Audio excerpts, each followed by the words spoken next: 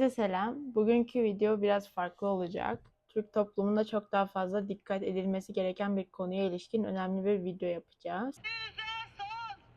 Şiddete, tacize, tecavüze son. Şiddete, tacize. Kadına kalkın, eller kırılsın. Kadına kalkın, eller kırılsın. 20 yaşındaki üniversite öğrencisi Özgecan Aslan'ın Şubat 2015'te korkunç cinayeti tüm Türkiye'yi şok etti. Minibüs şoförünün tecavüz girişiminde sırf etek giydiği için direncine yıpranmış cesedi. Bugün bana katıldığınız için çok teşekkürler. Özgecan'ın trajik hikayesini ilk öğrendiğinizde ne gibi bir tepki paylaştınız? Öncelikle Özgecan'ın başına gelenler beni şok etti. Ben de bir anne olarak zeki ve genç bir kızın sırf bir erkeğin teklifini kabul etmediği için hayatının bu kadar acımasız ve anlamsız bir şekilde sona erdiğini öğrenmek beni çok üzdü. Türkiye'nin her bölgesinden kadınlar Türkiye'deki en büyük feminist hareketlerinden birini sokaklarda gerçekleştirdiler.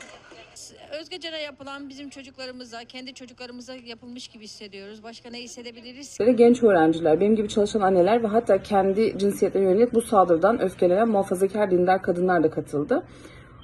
Cinayetlere karşı yapılan bu eylemler sayesinde artık ülkede kadın cinayetlerinin azaldığını görebiliyoruz. Şirin'e bu kadınların yaşamlarını ve haklarını korumak için somut eylemler gerçekleştirecek bir dönüm noktası gibi göründü. Ancak acı gerçekler ülkede pek bir şeyin değişmediğini gösteriyor. Bu nedenle Türkiye'de kadın cinayetlerinin azaldığı fikrine saygıyla katılmıyorum. Bu grafikte de görebileceğimiz gibi bu konuda hala her yıl maalesef bir artış. Bakış açınızı anlıyorum ama aksini öne sürecek başka kanıtların da olduğunu inanıyorum. Özgecan'ın trajik cinayetinin ardından toplumsal cinsiyete dayalı şiddete karşı toplumsal farkındalık ve tepkilerde önemli bir artış yaşandı.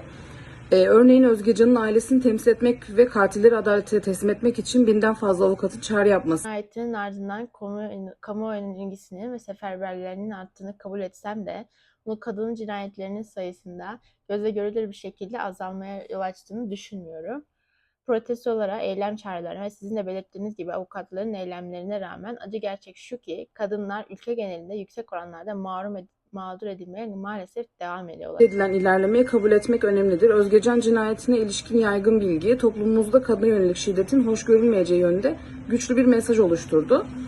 Kamuoyunun duyarlılığındaki bu değişim artan yasal aktivizmle birleştiğinde kadın cinayetlerinin miktarı üzerinde kesinlikle caydırıcı bir etki yaratmış olmalı. Ve farkındalık yaratmanın ve yasal aktivitelerin toplumsal cinsiyete dayalı şiddetle mücadelede çok önemli adımlar olduğunu ben de size katılıyorum.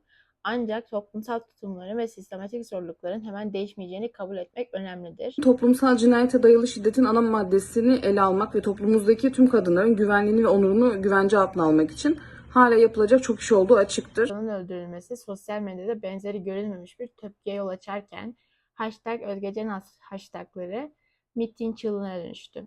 Türkiye'nin dört bir yanındaki kadınlar farklı sosyal medya platformlarında karşılaştıkları taciz ve tecavüzleri ve hatta ırkçılık, cinsiyetçiliklere ilişkin kendi hikayelerini paylaştılar.